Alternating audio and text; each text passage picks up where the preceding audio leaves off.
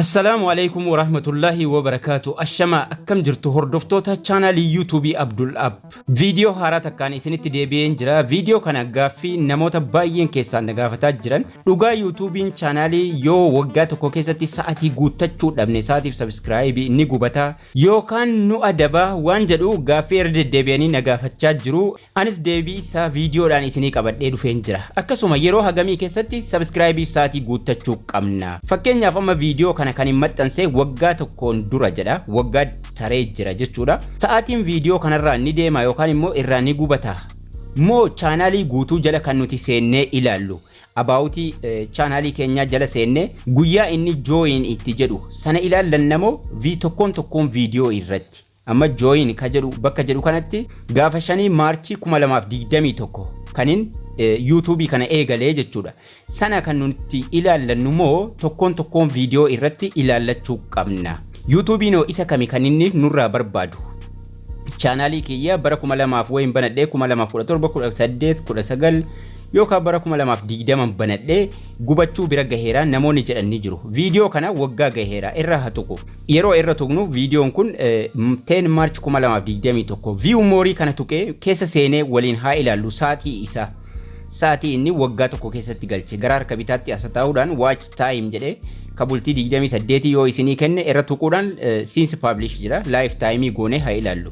Live time isaa saatii 500 wayi kan inni galche. Garuu haga ammaatti saatii sana irraan fudhanne saatii sana waan moonii ta'eef irraan fuune ka jedhus wajjin ilaalla. Akkasuma maaliif YouTubein saatii namarraa hirrisaa deema kabultii 28 dura taa'urra maaliif hirrisaa deema. Video kabira waliin haa ilaallu. Video dhuma waggaa tokkoon dura maxxanse keessa video tokko waliin haa ilaallu. Isallee view more gochuudhaan waliin haa ilaallu sa'aatii inni fide jechuudha. Amata takka keessatti sa'aatii 300 wayi jedha. Inni illee akkasuma sa'aatii 300 wayi fide haga ammatti narraa hin kaafne. Sababni narraa kaasuu dideef maaliifi? YouTube no baatii takka amata takka keessatti yookaan baatii 12 keessatti kana barbaada.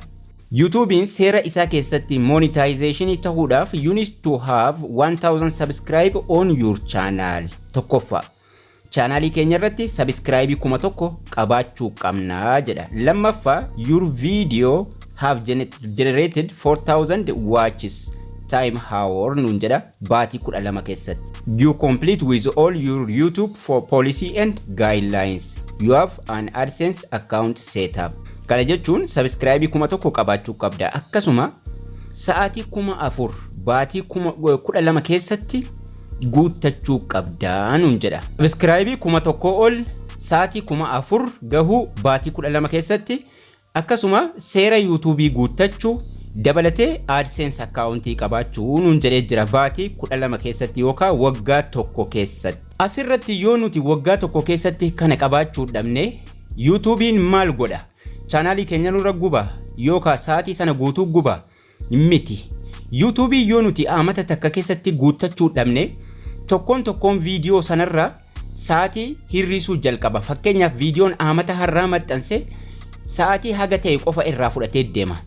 Waan guyyaa guyyaan waan amata har'aa yeroo maxxansu sa'aatii sana qofa kan amata sana taphate qofa irraa hirrisaa deema. Guyyaa amanni isaa itti taphachiifame. Video sanirraa qofa video amata gaheerraa qofa malee kan chaanalii keenya guutuu miti kan nuti ilaaluu qabnu. Video tokko yeroo waggaa ga'u waggaa isaatti yoo sa'aatii tokkoof taphachiifame sa'aatii tokkoon itti sana irraa hirrisa. Bultii ittaanutti yoo sa'aatii biraa taphachiifame ammas amata bultii lammaffaa isaatti irraa hirrisaa deema malee guutuu chaanalii irra yeroo tokkotti sa'aatii guutuu irraa fuudhee hin deemu jechuudha. Kanaafuu suuta irraa hirrisa. Guyyaa guyyaadhaan waggaadha YouTubeidhaaf.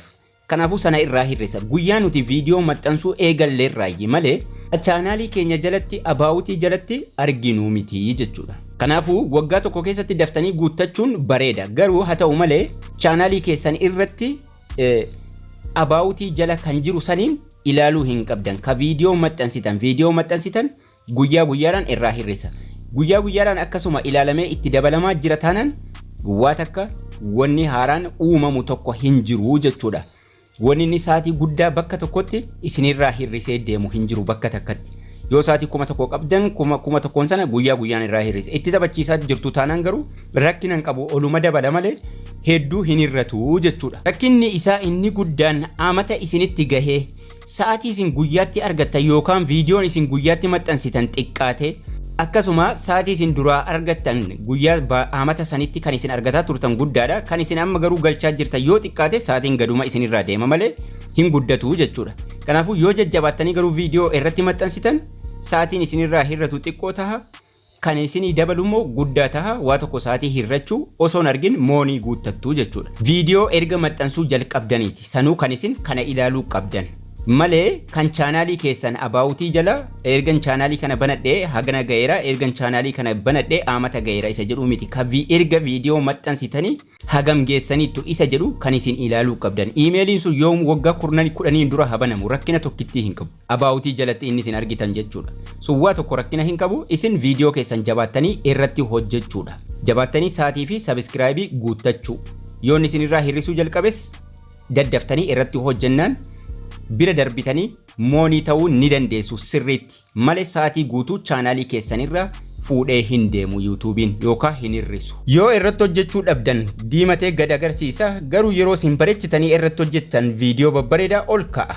Kanaafuu haga isin irratti hojjettaniin giraafiin isaa guddataa deema jechuudha ol ka'aa deema.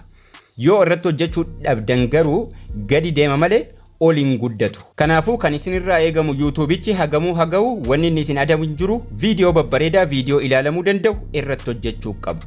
Barnoonni keenya har'aa kunis kana fakkaata ture akka isin irraa barattan abdii guddaan qaba haga barnoota kutaa itti aanu walitti deebinutti turtii gaarii nagayaan tura.